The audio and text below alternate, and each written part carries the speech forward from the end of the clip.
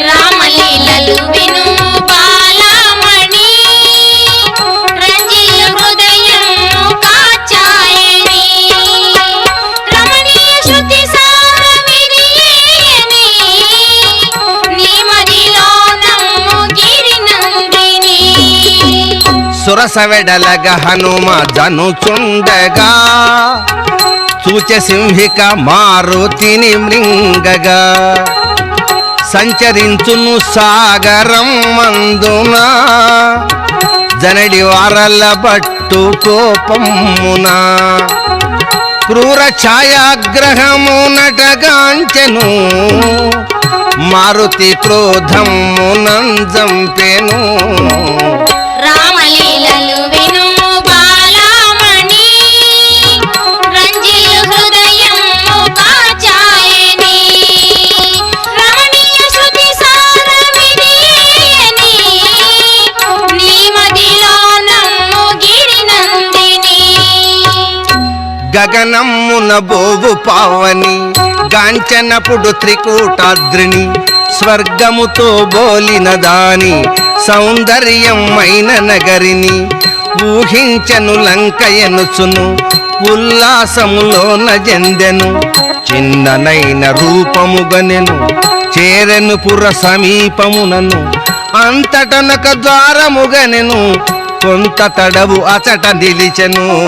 హిమశైల నందన శ్రీదాసరంజన రామగాథ వినోదమున రమణీయ కుందరదన హిమశైల నందన శ్రీదాసరంజన లంకాపురిగా చెడిదాని లంకిణియను రక్కసిన్గని విస్మయమునందుచుండగా వీరవరుని లంకిని గనగా కోపముతో నడ్డగించెను క్రూరమైన పలుకులతోను ఎవడవు రావానర నీవు ఏ పనికై చేరితివీవు నాయనుమతి లేకపురమున పోయదవా కావరమున పిడికిలితో పోటు పొడిచెను వీర హనుమ మూర్ఛనందెను హిమశైల నందన శ్రీదాసరంజన రామగాథ వినోదమున రమణీయ కుందరదన హిమశైల నందన శ్రీదాసరంజన రామదూత లేచి పెరిగెను లంకిణి ఆశ్చర్యమందెను వజ్రముష్టి తోడ మోదెను బలము తోడ బాదుచుండెను రక్కసి రక్తమ్ము గ్రక్కెను